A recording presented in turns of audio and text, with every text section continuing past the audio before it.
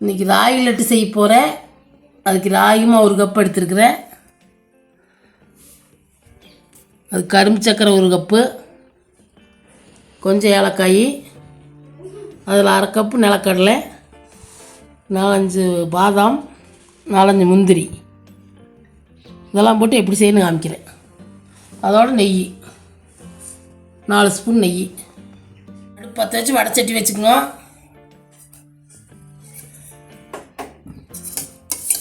அதில் 2 ஸ்பூன் நெய் சேர்த்திங்க.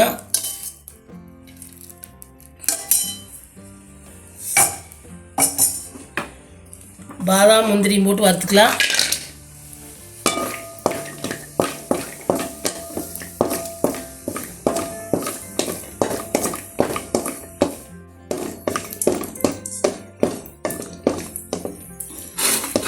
வறுவிட்டுச்சுன்னு தட்டில் எடுத்து வச்சுக்கலாம்.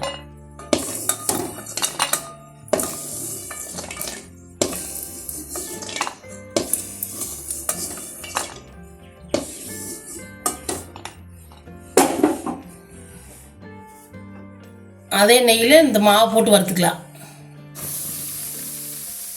சிம்மில் வச்சு வறுத்துக்குங்க. தீ வசைய வச்சிடாதீங்க. சிம்மில் வச்சு மணம் மாற அளவுக்கு வறுத்துக்குங்க. மாவு இப்படி வறுத்தா தான் நல்லா இருக்குது. மணமாக லட்டு நல்லா டேஸ்ட்டாக இருக்குது. இது கொஞ்சம் மாவு நல்லா வெந்துரு. இதுலேயே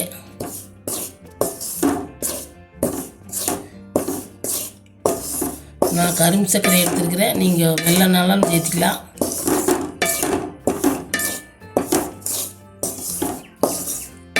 இன்னும் 2 ஸ்பூன் நெய் சேர்த்துக்கலாம்.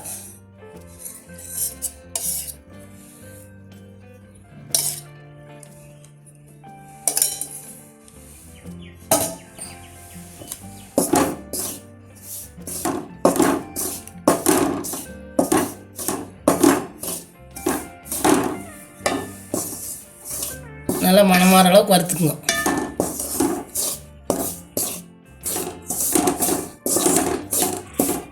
இந்த அளவுக்கு ராகி மாவு வறுத்துக்குங்க.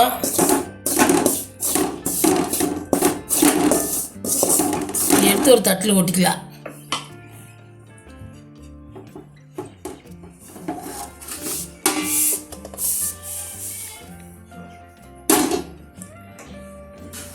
ஆர்ட்டு நீ முந்திரி பாதாமும் நிலக்கடலை 1-2 அரைச்சிக்கலாம். பாதாம் முந்திரியும் அரைச்சிக்கலாம். அதை அரைச்சிட்டு எப்படி செய்யணும் காமிக்கிறேன். மாவு ஆறிடுச்சு. நிலக்கடலை இப்படி 1 பாதியமாக அரைச்சாச்சு. முந்திரியும் பாதாமும் அரைச்சாச்சு. இனி பாக்க வச்சுக்கலாம். வடைச்சட்டி வச்சு சர்க்கரை போட்டுக்குங்க.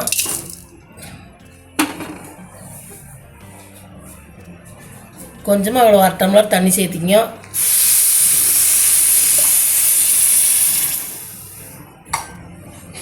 நல்லா பாவு கரையிட்டு நீங்கள் வெள்ளம் வேணாலும் சேர்த்துக்கலாம். நான் கரும்பு சக்கரை சேர்த்திக்கிறேன். வெல்லம் சேர்த்துற மாதிரி இருந்தால் இப்படி காய்ச்சி வடித்து சேர்த்திங்க.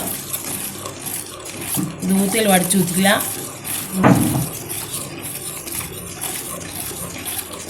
லட்டு பார்த்திங்கன்னா குழந்தைகளுக்கெல்லாம் செஞ்சு கொடுத்தா நல்லது, சத்தானது. எல்லாம் ஸ்கூல் லீவு எல்லாம் செஞ்சு கொடுங்க. இந்த மாதிரி இதெல்லாம் கரைச்சிக்குங்க. இப்படி பாவு பதமெல்லாம் தேவையில்லை. கொஞ்சம் சர்க்கரை கரைஞ்சி நுர வந்துன்னா போதும். இன்னும் கொஞ்சம் நேரம் கொதிக்கணும். பாவு நல்லா இப்படி நுரைய வந்தால் போதும். பாவு பதமெல்லாம் ஆக வேண்டியதில்லை. அப்படி தெரியலைன்னா இப்படி தொட்டு பார்த்திங்கன்னா இப்போ கையில் நல்லா ஒட்டணும். அப்படி பிசுக்கு மாதிரி ஒட்டினா போதும். எடுத்து ஊற்றிக்கலாம்.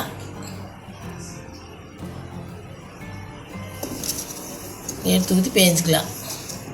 அடுப்பு ஆஃப் பண்ணிவிட்டு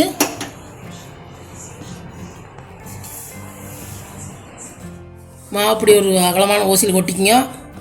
அதில் ஏலக்காய் தூள் கொட்டிக்கிங்க. சர்க்கரை போட்டு அரைச்சி வச்சுருக்கிறேன். ஏலக்காய் தூளையும் போட்டுக்குங்க.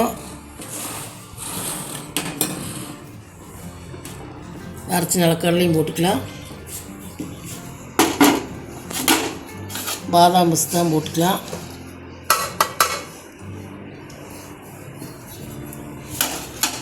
நல்லா கலக்கலாம்.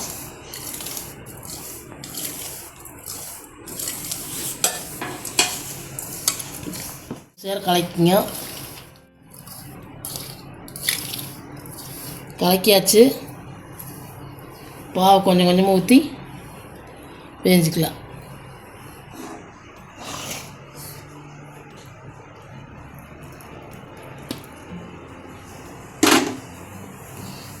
இப்படி கொஞ்சம் கொஞ்சமாக ஊற்றி கிளறிக்கிங்க லட்டு பிடிக்கிற வதத்துக்கு.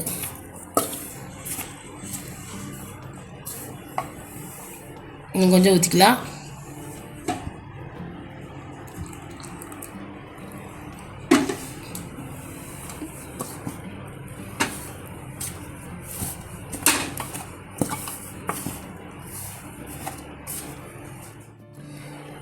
காய்ச்சின பாவெல்லாம் ஊற்றி இப்படி கிளறிக்கிங்க.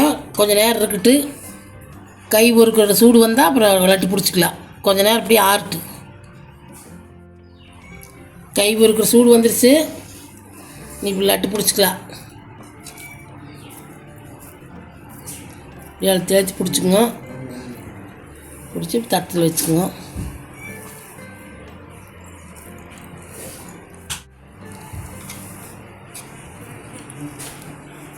உங்களுக்கு பெருசாக வேணால் பெருசாக பிடிச்சிங்க, சிறுசாக வேணால் சிறுசாக பிடிச்சிங்க. எல்லாம் பிடிச்சிட்டு காமிக்கிறேன். பார்த்தீங்கன்னா நல்லா பிடிச்சாச்சு. சூப்பராக வந்திருக்குது ராகி லட்டு. நீங்களும் இந்த அளவில் ஓட்டு பிடிச்சி பாருங்க. குட்டீஸ்க்கெல்லாம் லீவ் விட்டாச்சு. இந்த மாதிரி பிடிச்சி கொடுங்க. நல்லா சத்தானது ராகி லட்டு. பிடிச்சி இது மாதிரி செஞ்சு பார்த்துட்டு பிடிச்சிருந்தா லைக் பண்ணுங்கள், ஷேர் பண்ணுங்கள், சப்ஸ்கிரைப் பண்ணுங்கள்.